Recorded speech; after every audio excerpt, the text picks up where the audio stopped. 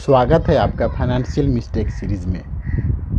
आज का टॉपिक है फाइनेंशियल डिसिप्लिन। बहुत ऐसे लोग हैं कि उनके फाइनेंशियल लाइफ में फाइनेंशियल डिसिप्लिन होता ही नहीं है, जो सबसे बड़ा फाइनेंशियल मिस्टेक है। ये मिस्टेक आपके पैसे को, समय को, एनर्जी को बर्बाद कर सकता है। इसीलिए इस वीडियो में हम आपको बताएंगे कि फाइनेंशियल डिसिप्लिन कैसे आपको फाइनेंशियल लाइफ को इम्पैक्ट करता है। उसके बाद हम बताएंगे इसके सलूशन क्या है, कैसे हम उस इम्पैक्ट को कम कर सकते हैं, कैसे हम उस फाइनेंशियल मिस्टेक से बच सकते हैं। इसीलिए इस वीडियो को लास्ट तक ज़रूर देखें। ये फाइनेंशियल डिसिप्लिन कैसे हमारे पैसे को, समय को, एनर्जी को इम्पैक्ट करता है। ऐसे इम्पैक्ट अगर निकाला जाए पॉइंट वाइज तो बहुत सारे पॉइंट निकल के आ सकते हैं, लेकिन हम मेनली आपको 2 पॉइंट हम आपके साथ डिस्कस करने वाले हैं। सबसे पहले नंबर 1 इम्पैक्ट, जो फाइनेंशियल डिसिप्लिन न होने के कारण आपके फाइनेंशियल लाइफ में आता है, वो है फाइनेंशियल प्रॉब्लम।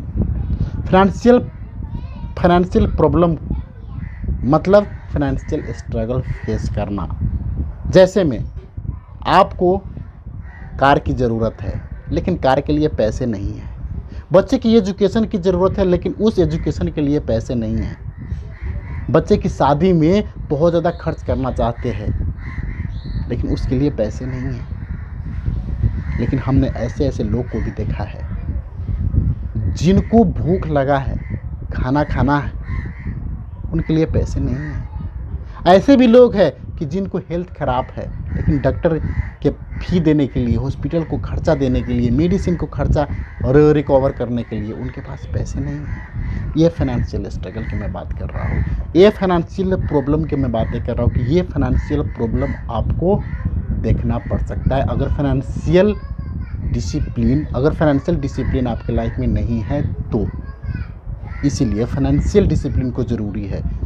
जो पहला हमने क्या बताया, फाइनेंशियल प्रॉब्लम। दूसरा इम्पैक्ट कि आप स्ट्रेसफुल लाइफ जी सकते हैं। अगर आपके फैमिली में किसी को हेल्थ ख़राब है, वहाँ पे आप ये जानते हैं कि उनकी हेल्थ ख़राब है, डॉक्टर के पास में ले जाना ज़रूरी है, मेडिसिन लाना ज़रूरी है, लेकिन आप नहीं ले जा पा रहे। क्यों? पैसे नहीं हैं। आप जानते हैं कि आपको कार की ज़रूरत है, आपको कार चाहिए, आपको घर चाहिए, लेकिन आप नहीं ले पा रहे। क्यों? क्योंकि पैसे नहीं हैं। क्या है? फाइनेंशियल स्ट्रेस होगा कि नहीं, आपके अंदर स्ट्रेस होगा कि नहीं। और उस स्ट्रेस से हम तो ऐसे लोग हैं, रात को सोने के लिए, नींद को लाने के लिए उसको नींद को गोली खाना पड़ता है। क्यों? क्योंकि लाइफ में पैसे नहीं होता है। क्यों पैसे नहीं है? क्योंकि उन्होंने अपने लाइफ में, अपने फाइनेंशियल लाइफ में उस डिसिप्लिन को मेंटेन नहीं किया, उस डिसिप्लिन को सीखने के लिए समय नहीं निकाला।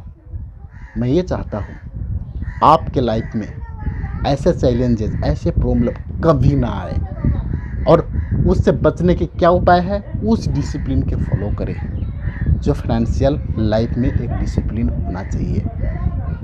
इस इम्पैक्ट को, इस डिसिप्लिन को फॉलो करने के लिए हमें क्या करना चाहिए, कि क्या इम्पैक्ट कर सकता है, यहाँ तक तो हमें समझ में आया। इसका सलूशन क्या है कि उससे इम्पैक्ट हमारे फाइनेंशियल लाइफ में कम हो। हम पैसे को लेकर 5 काम करते हैं। एक हुआ कि हम पैसे कमाते हैं, वहाँ हमें डिसिप्लिन चाहिए। दूसरा, हम पैसे को खर्च करते हैं। तीसरा, हम पैसे को सेव करते हैं, मतलब पैसे को बचाते हैं, सेव करते हैं। तीसरा। चौथा, पैसे को इन्वेस्ट करते हैं कि वो ज़्यादा ग्रो हो सके। और 5वां कि हम लोन लेते हैं, किसी से हम पैसे लोन लेते हैं। ये 5 काम हम पैसे के साथ करते हैं। ये पांचों जगह हमें क्या चाहिए? फाइनेंशियल डिसिप्लिन चाहिए। हमें क्या चाहिए? डिसिप्लिन चाहिए। जैसे में आप पैसे कमा रहे हो, हम डिटेल में समझते हो, अगर आप पैसे को अर्न कर रहे हो, पैसे कमा रहे हो, वहाँ पे आपको कंट्री की इन्फ्लेशन रेट, अगर कंट्री की इन्फ्लेशन रेट 5% है तो आपको एनुअल ग्रोथ कितना होना चाहिए इनकम में? 5%, कम से कम 5%, नहीं तो 5% से ज़्यादा। 6% भी ठीक है, 7% भी ठीक है, 8% भी ठीक है। यहाँ पे यही समझना है कि अपने इनकम को हर साल उतना बढ़ाना है जितना कंट्री का इन्फ्लेशन है, कम से कम आपको बढ़ाना है। क्यों? नहीं तो वहाँ पे आपका पैसा डी ग्रो होगा। ये अनुशासन, ये डिसिप्लिन। अब आप सोच रहे होंगे कि इनकम कैसे बढ़ेंगे, हम तो कहीं पे काम कर रहे हैं, वो कंपनी वाली जिम्मेवार है, वो कंपनी वाले नहीं बढ़ाते। नहीं, आप उस स्किल को सीखिए, नए नए स्किल को सीखिए, अपने स्किल को अपग्रेड कीजिए। जब आप नए स्किल को अपग्रेड करेंगे तो आपको इनकम ऑटोमेटिक आप बॉस बढ़ाएंगे, वो बढ़ाने के लिए मजबूर हो जाएंगे, क्योंकि वो चाहते हैं कि मैं अपने एम्प्लॉय को इंक्रीज़ करूं। लेकिन उसके लिए आपको, जब तक आप डिजर्व नहीं करेंगे तब तक आपको इनकम नहीं बढ़ेगा। क्या सीखा आपने कि जब हम पैसा कमा रहे हैं तो हर साल आपको इन्फ्लेशन रेट के हिसाब से इनकम को ग्रोथ करना है। कैसे करेंगे? नए स्किल को अपग्रेड करके, अपना स्किल को अपग्रेड करके, नए स्किल सीख कर हम कर सकते हैं।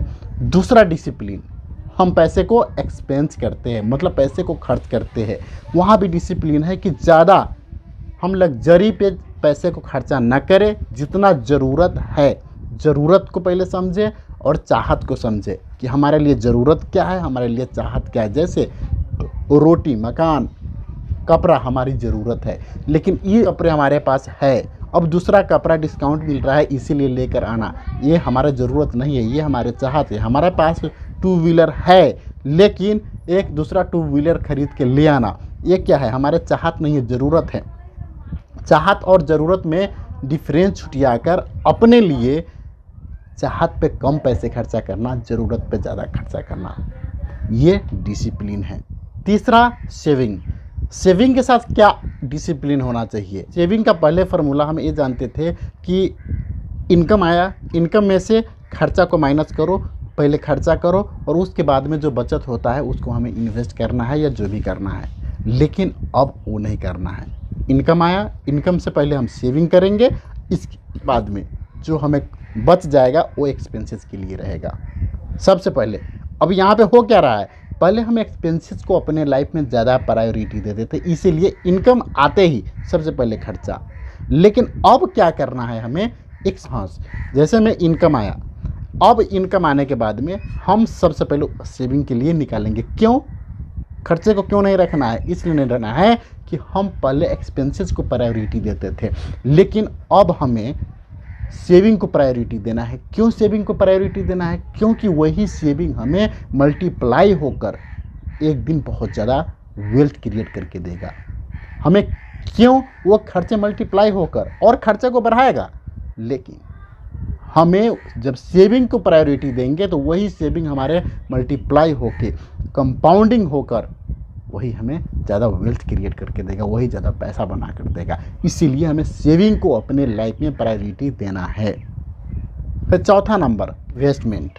इन्वेस्टमेंट में भी हमें डिसिप्लिन होना चाहिए कि हर एक मंथ हमें 5,000, 10,000 या कितना करना है।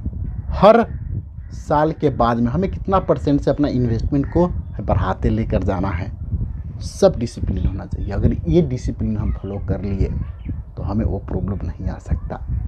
पांचवा नंबर, लोन। लोन लेना गलत नहीं है, लेकिन हम किसके लिए लोन ले रहे हैं?